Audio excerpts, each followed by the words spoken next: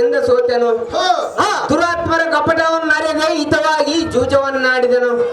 ಅವು ಅನುಜಾದಿಗಳಿರ ಅಣ್ಣ ಧರ್ಮನಂದನ ಕೃತಕ ಬುದ್ಧಿಯಿಂದ ಅಪಹಾರ ಮಾಡಿದರು. ವಿಪರೀತಿ ತೋರಿತು. ಕೃಪಾ ನಿಧಿಯಾದ ರಮಾಪತಿಯು ನಮ್ಮ ಮೇಲೆ ಮುನಿದನು.